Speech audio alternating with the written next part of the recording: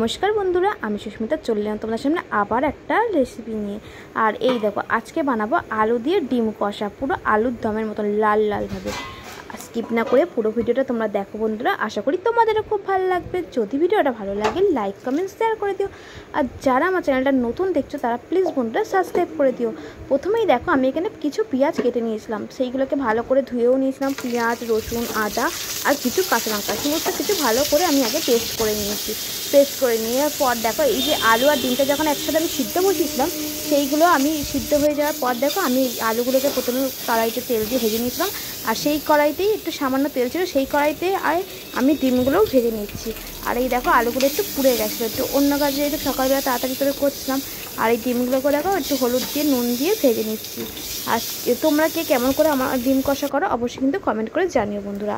আর এই দেখো এখানে কড়াইতে তেল দিয়েছিলাম, কড়াইটা গরম হতে ওই তেল কড়াইতেই করছি। তা কড়াইটাতে একটু তেল দেওয়ার পর দেখো এখানে আমি একটু গোটা গরম মশলা থেতো করে আর তেজপাতা একটুখানি জিরে সমস্ত কিছু ফোড়ন দিয়েছিলাম, দিয়ে এতে আমি আদা রসুন যে পেস্টটা করেছিলাম সেটাও দিয়ে দিলাম। আর একটু শুকনো লঙ্কা দিয়েছিলাম। একটু ভালো করে লাল লাল করে ভেজে যাওয়ার পরে কিন্তু আমি এই সমস্ত রকম যে পেস্ট করেছিলাম সেই পেস্টটা দিয়ে দিয়েছিলাম। তারপরে এখানে মশলা বলতে হলুদ গুঁড়ো দিয়েছিলাম, লঙ্কা গুঁড়ো দিয়েছিলাম আর দিয়েছিলাম একটু কাশ্মীরি লঙ্কার গুঁড়ো। লঙ্কার গুঁড়োটা কিন্তু একটু কমই দিয়েছিলাম, কাশ্মীরি লঙ্কার গুঁড়োটা বেশি দিয়েছিলাম যাতে একটু লাল লাল হয়। আর এতে কাঁচা লঙ্কা দিয়েছিলাম বলে তাই এমনি লাল লঙ্কা ঝাল লঙ্কাটা অল্প দিয়েছিলাম গুঁড়োটা। আর এই দেখো ভালো করে যখন মশলাটা কষে এসেছিলো, যখন তেল বেরিয়েছিলো আমি ভুলেই গেছিলাম টমেটো দিতে, তাই না তখনই আমি টমেটোটা দিয়ে দিলাম। ভালো করে আবার টমেটো দিয়ে মশলাটা কষিয়ে নিচ্ছি যাতে টমেটোটা না একটু কাঁচা গন্ধ বেরোয়। টমেটোটাকে ভালো করে মজিয়ে নেবো। তাই দেখো আজকে কিন্তু দুপুরের লাঞ্চে দেবো টিফিনে রুটি আর তার সাথে এরকম কষা কষা আলু ডিম কষা, মানে এই কষা কষা বলছি আলু দিয়ে ডিম কষা। তা তোমরা কে কে এরকম ডিম কষা খেতে পছন্দ করো অবশ্যই কিন্তু কমেন্ট করে জানো। আর এই তরকারিটা কিন্তু সত্যি খুব টেস্টি হয়েছে, ইয়ামি হয়েছিল কিন্তু সত্যি অনেক দিন পর। আর রুটি দিয়ে বলো পরোটা দিয়ে বলো আর মানে খুব এইসব তরকারি দিয়ে মানে খেতে প্রচণ্ড ভালো লাগে। আর এই দেখো আমি মশলাটাকে ভালো করে যখন কষে গেছিলো, যখন ভালো করে ভালো করে কষিয়ে নেওয়ার পর টমেটোগুলো যখন দেখো আমি এখানে দিয়ে দিয়েছি আলুগুলোকে দিয়ে ভালো করে আবার কষে নিচ্ছি। যে যত নাকি মশলা যত কষা হবে তত নাকি টেস্টি হয়, এটা আমার শোনা কথা। আর এই যখন মশলাটা কষাচ্ছিলাম তখন আমি একটুখানি সামান্য একটু চিনি দিয়েছিলাম।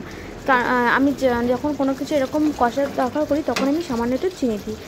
আর এই যাতে চিনিটা দিলে না একটা কালারটাও একটু ফোটে অন্যরকম আসে আর টেস্টও হয়। তাই দেখো এখানে ভালো করে আলুগুলো যখন ভালো করে কষিয়ে নেওয়ার পর একটুখানি জল দিয়ে দিয়েছিলাম। আর আমি কিন্তু যখনই জল দিই তখন কিন্তু একটু গরম জল করে নিই, ডাইরেক্ট ঠান্ডা জলটা দিই না, কারণ একটু গরম জল দিলে তরকারিটা একটা টেস্টও হয়। তাই এখানে দেখো গরম জল দিয়ে ভালো করে একটুখানি জলটা ভালো করে ফুটে যাওয়ার পর আলুগুলো তারপর এখানে আমি ডিমটা দিয়ে দিচ্ছি, যেহেতু এটা ঝোল ঝোল হবে না একটু কষা কষা হবে।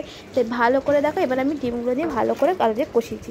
তো আজকের ভিডিওটা আমি বন্ধুরা এখানেই শেষ করছি, দেখা হবে নেক্সট কোনো ভিডিওতে। ভালো থাকবেন সুস্থ থাকবেন, যদি ভিডিওটা ভালো লাগে অবশ্যই কিন্তু কমেন্ট করে জানিও। আর দেখো পুরো ইয়ামি লাগছে কিন্তু টেস্টি। দেখা হবে এবার নেক্সট কোনো ভিডিওতে বন্ধুরা। আজকের মতো টাটা, ভালো থাকবেন সুস্থ থাকবেন।